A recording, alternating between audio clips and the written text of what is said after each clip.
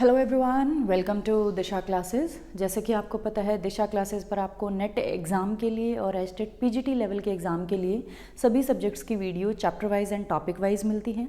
Net level का जो हमारा एग्ज़ाम होता है, या हम एस्टेट पीजीटी लेवल की अगर बात करें तो 11th क्लास से लेके एमकॉम तक जितने भी सब्जेक्ट्स आपने कॉमर्स में पढ़े हैं वही सब्जेक्ट्स आपके पूछे जाते हैं नेट लेवल के एग्ज़ाम में, या हम बात करें एस्टेट के पीजीटी लेवल के एग्ज़ाम में। तो उसी की प्रिपरेशन के लिए हमने दिशा क्लासेस पर 11th क्लास की अकाउंटेंसी और मार्केटिंग सब्जेक्ट स्टार्ट कर रखा है। 11th क्लास की अकाउंटेंसी में 5 चैप्टर हम कर चुके हैं। 6 चैप्टर का भी पार्ट 1 ऑलरेडी अपलोडेड है। आपने नहीं देखा तो आप प्लेलिस्ट को विजिट कर सकते हैं। एंड प्लीज़ दिशा चैनल की वीडियोस को शेयर करें, सब्सक्राइब करें, ताकि उन बच्चों तक भी ये वीडियोस पहुंचे जिन्हें नेट की प्रिपरेशन के लिए अच्छा मैटर नहीं मिल रहा कि कहाँ से प्रिपेयर करना चाहिए, या कोई 11th क्लास का बच्चा है जिसे अकाउंट्स के बेस क्लियर नहीं है या अकाउंटेंसी समझ नहीं आती, वो भी दिशा क्लासेस को देख सकता है, क्योंकि आपको बेस बिल्कुल जो बेसिक्स होता है 11th क्लास के बच्चे के लिए, वहाँ से स्टार्ट हम करवा रहे हैं। क्लियर? तो जो हमारा 6 चैप्टर है उसका नाम है अकाउंटिंग इक्वेशन। अकाउंटिंग इक्वेशन में हमने स्टडी किया था पार्ट 1 में कि अकाउंटिंग इक्वेशन होती क्या है, या अकाउंटिंग इक्वेशन जैसे हमने नाम से ही पता चल रहा है। इक्वेशन आपने मैथ्स में पढ़ी थी, 2 साइड्स होती हैं इक्वेशन की, और वो दोनों साइड्स इक्वल आती हैं, left hand side and right hand side. ऐसे ही हमारी अकाउंटिंग की इक्वेशन थी जो थी एसेट्स हमेशा किसके इक्वल आएंगे, लायबिलिटीज प्लस कैपिटल। क्योंकि जब भी आप बिजनेस स्टार्ट करते हैं तो उसमें जो पैसा लगाता है वो ओनर अपना पैसा लगाएगा जो कैपिटल की फॉर्म में होगा। अगर उसके पास उस पैसे में कमी है कि भी बिजनेस स्टार्ट करने के लिए उसे ज़्यादा पैसा चाहिए, तो वो लायबिलिटीज़ किसी से उधार लेगा, बैंक से लोन लेगा, या किसी रिलेटिव या फ्रेंड से लेगा लायबिलिटीज़। तो इन दोनों से जो पैसा मिलके बनेगा, जो उसने उधार लिया है, जो उसका खुद का पैसा है, उससे वो बिजनेस में क्या खरीदेगा, एसेट्स। एसेट किसी भी फॉर्म में हो सकती है, जैसे वो फर्नीचर खरीदेगा, मशीनरी खरीदेगा, बिल्डिंग खरीदेगा, या जो भी है। उसके बाद जो उसके पास पैसा बच जाएगा वो किस फॉर्म में बच जाएगा, कैश की फॉर्म में बच जाएगा। तो जो भी पैसा उसके पास है या उसने उधार लिया है वो एसेट्स के फॉर्म में बिजनेस में इन्वेस्ट हो जाएगा। इसीलिए हमारी एसेट्स किसके इक्वल आती हैं, लायबिलिटीज एंड कैपिटल के। तो आज जो हमें टॉपिक डिस्कस करना है वो करना है effect of transactions on accounting equation. हमारी जो ट्रांजैक्शंस होंगी उनका क्या इफेक्ट होगा अकाउंटिंग इक्वेशन के ऊपर। क्योंकि हमने बात करी थी जब भी कोई बिजनेस में ट्रांजैक्शन होगी तो उसका जो इफेक्ट होगा वो 3 चीज़ों पे पड़ेगा, या तो उसका इफेक्ट एसेट्स पे पड़ेगा, या लायबिलिटीज पे, या कैपिटल पे। इन तीनों ही चीज़ों में से किसी पे भी हमारी जो बिजनेस ट्रांजैक्शन है उसका इफेक्ट होगा। लेकिन इस इफेक्ट के बाद भी जो हमारी बिजनेस की अकाउंटिंग इक्वेशन है वो हमेशा क्या आएगी, इक्वल आएगी। क्लियर? ये हम पहले पढ़ चुके हैं कि भी ट्रांजैक्शन के इफेक्ट के बाद भी, चेंज आने के बाद भी जो इक्वेशन है अकाउंटिंग की वो क्या रहेगी, एसेट्स हमेशा लायबिलिटीज प्लस कैपिटल के इक्वल ही आएंगे, बेशक कोई भी बिजनेस ट्रांजैक्शन हो। आज हम उसी को देखेंगे कि भी अगर अलग अलग ट्रांजैक्शंस होती हैं तो क्या इफेक्ट आता है, क्या बिजनेस जो हमारी अकाउंटिंग इक्वेशन है वो सेम रहती है। इसी को आज हम क्या करेंगे, प्रूव करेंगे। क्लियर? तो पहले हम स्टार्ट करते हैं पहली ट्रांजैक्शन से। पहली ट्रांजैक्शन है गोपाल है। Gopal started a business with ₹75,000 as capital. Gopal नाम का कोई व्यक्ति है, उसने क्या किया, बिजनेस स्टार्ट किया है। किस कैपिटल के साथ? उसके पास है 75,000 एज कैपिटल, तो उसने स्टार्ट किया। अब हम क्या करेंगे, इसे इसी इक्वेशन में पुट करेंगे। Assets is equal to liabilities plus capital. अभी तक उसने किसी से उधार नहीं लिया, उसकी खुद की कैपिटल है, तो कैपिटल कितने की है, 75,000 की। तो कैपिटल के फॉर्म तो होती नहीं, कैपिटल तो कैपिटल की फॉर्म में होती है। कैपिटल की फॉर्म में हम लिख के उसको 75,000। अभी उसने लायबिलिटीज ना बैंक से ली, ना फ्रेंड से ली, ना रिलेटिव से लिया, ना किसी से उधार पे माल लिया अभी, तो लायबिलिटीज भी क्या है, अभी 0। क्लियर? एसेट, अब एसेट अभी तक उसने कुछ नहीं खरीदा, अभी तक उसके पास सिर्फ क्या आया है, जो पैसा गोपाल ने बिजनेस में इन्वेस्ट किया है स्टार्टिंग के लिए, वो 75,000 कैश की फॉर्म में आ गया। तो एसेट किस फॉर्म में है अभी हमारे पास, कैश की फॉर्म में। क्लियर? ये हमने लिख दिया। तो यहाँ देखो जो आपके 75,000 है एसेट साइड, वो किसके इक्वल है, लायबिलिटीज प्लस कैपिटल में भी आपके कितने हैं, 75,000 प्लस 0। तो दोनों क्या है, इक्वल। आपके बिजनेस में ट्रांजैक्शन हुई कि गोपाल ने बिजनेस स्टार्ट किया और वो 75,000 एज कैपिटल लेके आया बिजनेस में। इसका इफेक्ट होने के बाद भी आपने देखा कि 75,000 इज इक्वल टू किसके इक्वल आ रहा है, 75,000 के इक्वल आ रहा है। क्लियर? अब हम दूसरी ट्रांजैक्शन पे चलते हैं। दूसरी जो हमारी ट्रांजैक्शन है, अब गोपाल ने क्या किया है, Gopal purchased furniture for cash ₹5,000। Gopal ने फर्नीचर को परचेज किया है, कितने का, लेकिन कैश पे उधार पे नहीं लेके आया, वो कैश बेसिस पे लेके आया, 5,000 का फर्नीचर उसने परचेज किया है। अब जब 5,000 का उसने फर्नीचर परचेज किया है कैश पे, तो हमारे पास पहले कैश था 75 का। ये हमारी ओल्ड इक्वेशन है, अगर हम बात करें तो ये हमारी है ओल्ड इक्वेशन। ओल्ड इक्वेशन हमारे पास कैश था 75,000 का, तब तक आपके पास फर्नीचर कुछ नहीं था, लायबिलिटीज भी जीरो थी और कैपिटल की फॉर्म में 75,000 थे। ये हमारी पिछली इक्वेशन जो अभी हमने डिस्कस करी थी, जब वो 75,000 एज कैपिटल बिजनेस में इन्वेस्ट करी थी उसने। अब उसके पास नई ट्रांजेक्शन क्या हुई है कि उसने कैश से 5,000 का फर्नीचर लिया, तो कैश में से लेस कर देते हैं 5,000 को। एसेट ही तो लेके आ रहा है वो, फर्नीचर आपका क्या बनेगा, एसेट, तो फर्नीचर को ऐड करके हमने 5,000 उसके नीचे लिख दिए। क्लियर, कैश हमारा चला गया, 5,000 का फर्नीचर हमारे पास आ गया। लाइबिलिटीज पे कोई इफेक्ट पड़ेगा नहीं, लाइबिलिटीज ना आपने अभी तक उधार लिया ना किसी से आपने बैंक लोन वगैरह लिया। कैपिटल पे भी कोई फर्क नहीं पड़ेगा, वो भी कैसी रहेगी 75,000 की 75,000। इस ट्रांजेक्शन का जो इफेक्ट हुआ है वो हुआ है हमारे कैश पे, कि भी कैश 5,000 चला गया और उसकी वजह से हमारी बिजनेस में फर्नीचर आ गया 5,000 का, तो यहाँ से लेस हुआ, यहाँ प्लस हो गया। इसका जो ट्रांजेक्शन का इफेक्ट है वो एसेट साइड पे ही पड़ा है। एक एसेट से दूसरे एसेट में हमारी क्या हुई है, ट्रांजेक्शन हुई है। एक एसेट कम हो गया, मतलब कैश आपका 5,000 कम हो गया, वहीं उसके बदले आपके पास दूसरा एसेट आ गया 5,000 का फर्नीचर। क्लियर, तो इससे अब आप देखें 75 में से जब आप 5,000 को लेस कर देंगे, जो कैश आपने दे दिया, 70,000 कैश के बच गए, एसेट्स में 5,000 का फर्नीचर आ गया, तो टोटल कितना आ गया 75। और इधर अभी तक आपकी कैपिटल क्या चल रही है 75,000। तो इस ट्रांजेक्शन के बाद भी आप देखें इफेक्ट जो है दोनों का क्या है, सेम। आज भी हमारी जो लेफ्ट हैंड साइड है वो किसके इक्वल है, राइट हैंड साइड के। क्लियर, दो ट्रांजेक्शंस का इफेक्ट हमने देख लिया। अब हम चलते हैं थर्ड ट्रांजेक्शन पे।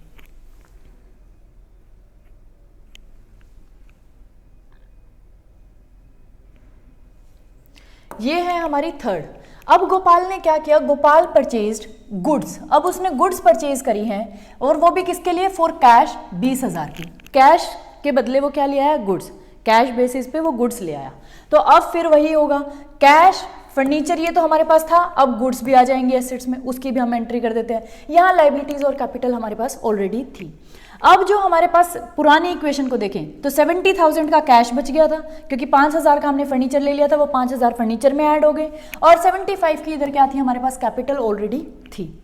अब नई इक्वेशन जो यार ट्रांजैक्शन हुई है, ट्रांजैक्शन का इफेक्ट देख लेते हैं। ट्रांजैक्शन हुई है कि भाई उसने 20,000 की गुड्स परचेज करी है कैश बेसिस पे, कैश के बदले, तो 20,000 और कैश में से लेस कर देते हैं, तो हमारी जो कैश आ जाएगा वो आ जाएगा 50,000।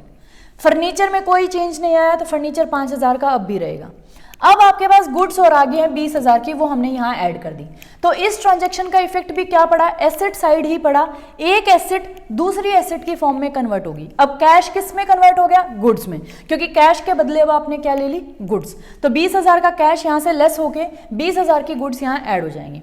लाइबिलिटीज पे कोई असर नहीं पड़ा, इसलिए हमने उसको क्या कर दिया, जीरो। कैपिटल पे भी कोई असर नहीं पड़ा, वो भी क्या है, जीरो। ये थी हमारी ओल्ड इक्वेशन जो 75,000 के इक्वल थे।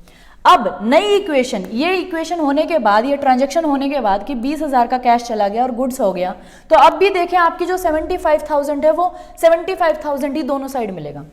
अब कैश आ जाएगा, 70 में से 20 और लेस कर दूं, 50,000। 5,000 का आपके पास फर्नीचर है, 20,000 की आपके पास गुड्स हैं, तो 50 प्लस 5 55, 55 प्लस 20,000 75,000, और इधर कैपिटल अभी तक चल रही है 75,000 की चली रही है। क्लियर, ये थी इस थर्ड ट्रांजैक्शन का इफेक्ट भी हमने देख लिया कि भी इसका इफेक्ट भी क्या है, मींस अभी तक आपकी जो इक्वेशन है वो इक्वल चल रही है, left hand side is equal to right hand side. Transactions के इफेक्ट के बाद जो भी चेंज आई, या एसेट्स में आई, या लाइबिलिटीज में आई, या कैपिटल में, उसके बाद भी हमारी अकाउंटिंग इक्वेशन कैसी आती है, दोनों साइड्स इक्वल ही आती है। ये हमने 3 ट्रांजैक्शन से तो प्रूव कर लिया। अब हम फोर्थ को देखते हैं। फोर्थ देखिए, फोर्थ ट्रांजैक्शन जो है वो हमारी क्या कहती है, हम इसको यहां तक रख लेते हैं। फोर्थ ट्रांजैक्शन कह रही है परचेज गुड्स ऑन क्रेडिट ₹16,000। अब दोबारा से गोपाल ने क्या किया, गुड्स को परचेज करा है, लेकिन अब की बार जो गोपाल ने गुड्स परचेज करी हैं,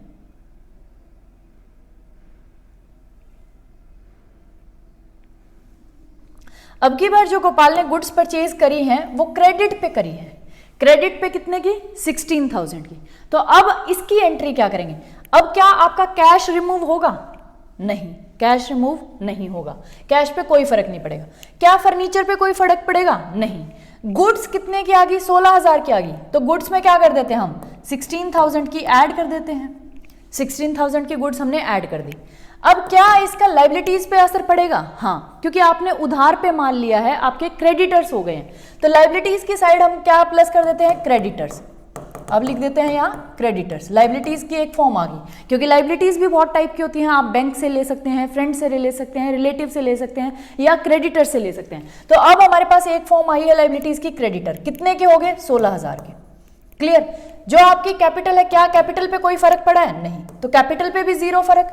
लाइबिलिटीज में क्रेडिटर्स आगे 16,000 के, गुड्स में भी फर्क पड़ा है, 16,000 के गुड्स प्लस हो गए, फर्नीचर पे जीरो इफेक्ट, कैश पे जीरो इफेक्ट।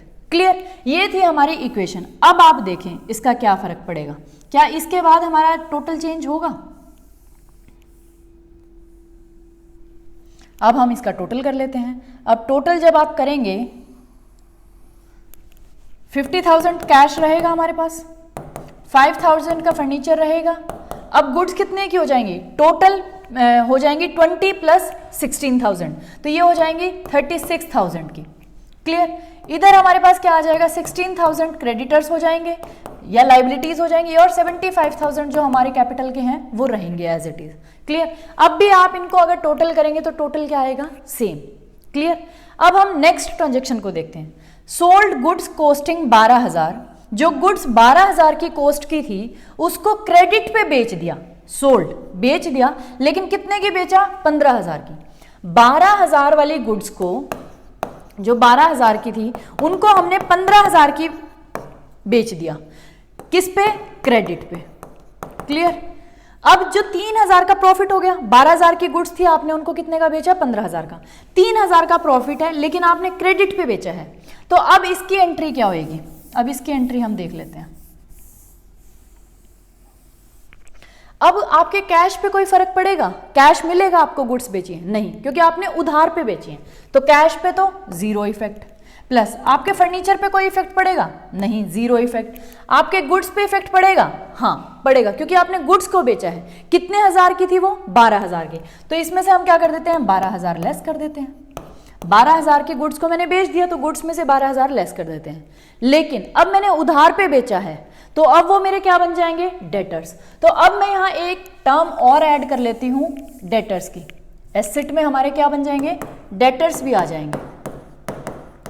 अब तक तो डेटर्स थे नहीं, तो हम क्या करते हैं? 0 0 0 और यहां क्या कर देते हैं? 0। लेकिन अब डेटर्स आ गए हैं। अब कितने के डेटर्स हो जाएंगे? 15,000, क्योंकि उनको तो हमने कितने की बेची है? 12,000 वाली हमने 15,000 की बोल के बेचा है उनको। 3,000 का प्रॉफिट हो गया अब हमें, तो 15,000 के मेरे डेटर्स बन गए, उनसे पैसा तो मिलेगा मुझे, वो मेरे एसेट्स हैं। 12,000 की मेरी गुड्स कम होगी, और जो 3,000 का प्रॉफिट हुआ है वो लाइबिलिटीज में तो जाएगा नहीं, वो कहाँ ऐड हो जाएगा? मेरी कैपिटल में। कैपिटल में मैंने 3,000 क्या कर दिए? ऐड। अब आप देखिए क्या आपकी इक्वेशन सेम है अभी भी? तो इक्वेशन को देखते हैं। डेटर्स 15,000 प्लस कैश कितना बचा हुआ है? 50,000। फर्नीचर कितना बचा हुआ है? 5,000। हमने क्या कर दिया? अब एसेट्स की अलग अलग फॉर्म आती जा रही है, तो अलग अलग ही कॉलम बना रहे हैं हम उनके लिए। और अब आपकी गुड्स कितने की बच गई? 36,000 में से 12,000 की गुड्स को लेस करके 24,000 की हमारे पास क्या बच गई? गुड्स। लाइबिलिटीज हमारी 16,000 की है, उसमें कुछ ऐड नहीं हुआ, लेकिन कैपिटल में 3,000 जो प्रॉफिट आए हमें वो हमने ऐड कर दिया, तो अब कैपिटल होगी 78,000 की। अब आप देखना 78,000 और 16,000 अगर आप करेंगे तो वो जो हमारी लेफ्ट हैंड साइड है, एसेट साइड, उसके इक्वल आएगा। क्लियर? करके भी देख लेते हैं। 50 प्लस 15 65 प्लस 5 70। 70 में अगर हम 24 को ऐड करेंगे तो 94, ये हो गया 94,000। अब हम देख लेते हैं इस साइड को। 78 में अगर आप 16,000 को ऐड करेंगे तो ये भी हमारा कितना आएगा? 94,000। तो इक्वल है। इस ट्रांजैक्शन का भी इफेक्ट पड़ा, लेकिन इस ट्रांजैक्शन का दोनों साइड इफेक्ट पड़ा। एक हमारा डेटर्स हुआ, गुड्स में से लेस हुआ, और कैपिटल में 3,000 प्रॉफिट के ऐड हो गए, लेकिन उसके बाद भी हमारी इक्वेशन क्या है? इक्वल। क्लियर? अब एक और ट्रांजैक्शन हम लास्ट वाली पढ़ लेते हैं। क्लियर? इसको थोड़ा छोटा कर लेते हैं। अब है पेड रेंट ऑफ 1,000। आपने 1,000 का रेंट पे कर दिया, क्लियर। अब इसका क्या इफेक्ट पड़ेगा? अब क्या आपके डेटर्स पे इफेक्ट पड़ेगा? नहीं, जीरो इफेक्ट ट्रांजैक्शन का। आपके कैश पे इफेक्ट पड़ेगा? हाँ, क्योंकि 1000 का अब आपने रेंट पे किया तो 1000 का कैश गया होगा, वो लेस कर दिया। फर्नीचर पे जीरो इफेक्ट, गुड्स पे जीरो इफेक्ट, लाइबिलिटीज पे जीरो इफेक्ट। उसके बाद कैपिटल पे अब आपके लिए क्या है? एक्सपेंस। एक्सपेंस किस में से जाएगा? जब प्रॉफिट इसमें से ऐड हो रहा है कैपिटल में, तो लॉस या एक्सपेंस भी किस में से जाएंगे? कैपिटल में से। तो 1000 हमारी कैपिटल में से भी क्या होंगे? एक्सपेंस के नाम के चले जाएंगे। अब देखो 1000 इस साइड लेस हो रहे हैं, 1000 इस साइड, तो ऑब्वियसली जो हमारा दोनों साइड्स का टोटल होगा वो इक्वल आएगा। अब फिर हम दोबारा इक्वल कर लेते हैं। 15,000 के डेटर्स, 50 में से 1000 चले जाएंगे तो 49,000 का क्या बच जाएगा? कैश। 5,000 आपके पास फर्नीचर के, 24,000 की आपके पास क्या बच गई? गुड्स। 16,000 के क्या है? क्रेडिटर हैं। और प्लस 78 में से 1000 और चले जाएंगे तो 77,000 के आपके पास क्या है? कैपिटल। क्लियर। ये है हमारी इक्वेशन। तो हमने 6 ट्रांजैक्शंस का एग्जाम्पल ले लिया कि भी हमने 6 ट्रांजैक्शंस करी और उनका इफेक्ट देखा कि भी हमारी अकाउंटिंग इक्वेशन पे क्या इफेक्ट पड़ता है। तो हमने यही देखा कि भी अकाउंटिंग इक्वेशन पे कुछ भी इफेक्ट हो, बेशक उसका एसेट्स पे इफेक्ट हो, बेशक लाइबिलिटीज पे हो, बेशक कैपिटल पे, हमारी जो अकाउंटिंग इक्वेशन की लेफ्ट हैंड साइड है वो हमेशा राइट हैंड साइड के इक्वल आती ही आती है। क्लियर। लॉजिक हम इसका फर्स्ट पार्ट में समझ चुके हैं क्यों आती है। अब अगर आपको इसी चीज को बैलेंस शीट में कन्वर्ट करना हो तो आप इजीली क्या कर सकते हैं? कन्वर्ट कर सकते हैं, या इससे ही हम अपनी बैलेंस शीट बना सकते हैं। ये होगी बैलेंस शीट। बैलेंस शीट को हमने बोला था आपकी किस फॉर्म में होती है? टी शेप की फॉर्म में होती है। ये हमने बना लिया। तो इस साइड हमारी लाइबिलिटीज एंड कैपिटल लिख दिया हमने, यहां उनका अमाउंट लिख देंगे, यहां हमने अपनी एसेट्स लिख दिया और यहां उनका अमाउंट लिख देंगे। क्लियर। अब हमारे पास लाइबिलिटीज में क्या थे? सिर्फ क्रेडिटर्स थे। कितने के हैं भाई? वो है 16,000 के, ये हमने लिख दिया 16,000। कैपिटल हमारी कितनी है? कैपिटल हमारी है 77,000 की, ये हमने लिख दिया 77,000 की कैपिटल। क्लियर। इसका जो टोटल आएगा वो हम यहां लिख देंगे। अब एसेट्स में हमारे पास पहले क्या थे? डेटर्स। डेटर्स कितने के हैं हमारे पास? 15,000 के। 15,000 की गुड्स हमने उधार पे बेची थी। 49 का क्या है हमारे पास? कैश। फिर 5,000 का क्या है हमारे पास? फर्नीचर। फिर 24,000 के पास हमारे पास क्या है? स्टॉक इन ट्रेड भी बोल सकते हैं या गुड्स बोल सकते हैं आप। ये हमारे पास 24,000 के हैं गुड्स या स्टॉक इन ट्रेड। उसके बाद तो आपके पास इसके अलावा कुछ नहीं है। अब आप इनका टोटल करना दोनों साइड्स का। अब भी जो आपका टोटल आएगा वो कितना आएगा? 93,000 इस साइड का आएगा और 93,000 ही आपका इस साइड का आएगा। जो रेंट वाली एंट्री है वो हमने यहाँ नहीं करी क्योंकि बैलेंस शीट में हम एक्सपेंसेस को नहीं दिखाते।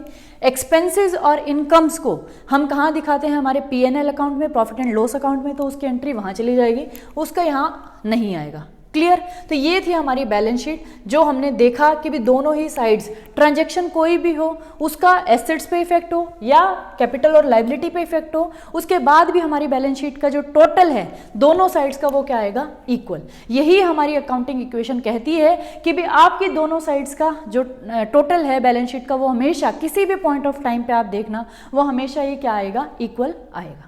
तो ये था हमारा टॉपिक।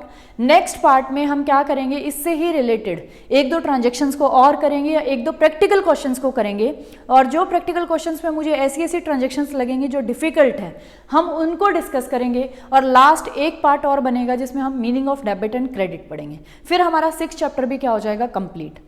तो in the last thank you उन सभी को जो वीडियोस को देखते हैं, शेयर करते हैं और चैनल को सब्सक्राइब कर रखा है। थैंक्स अ लॉट, क्योंकि आप लोगों के वजह से ही जब आप कमेंट्स करते हैं या मुझे फीडबैक मिलता है कि मेरी वीडियोस अच्छी लग रही हैं लोगों को, तो एक मोटिवेशन मिलती है कि भी हाँ हमें कुछ ऐसा करना चाहिए जिनसे औरों की हेल्प हो, जिन्हें ये नहीं पता कि भी कहाँ से प्रिपरेशन करें या एक अच्छा सोर्स उनके पास नहीं है, वो कोचिंग वगैरह नहीं ले सकते। तो इसीलिए दिशा क्लासेस को मैंने स्टार्ट किया है। आप सभी से रिक्वेस्ट है कि भी प्लीज़ दिशा चैनल को शेयर करें, सब्सक्राइब करें, ताकि उन बच्चों तक भी पहुँचे जिनको ये नहीं पता कि भी कैसे प्रिपेयर करें नेट एग्ज़ाम के लिए।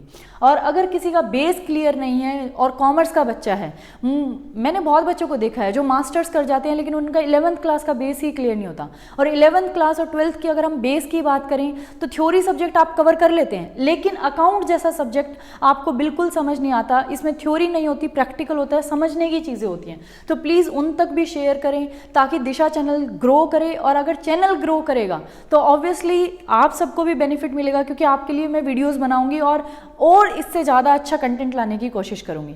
Thank you for watching Disha classes.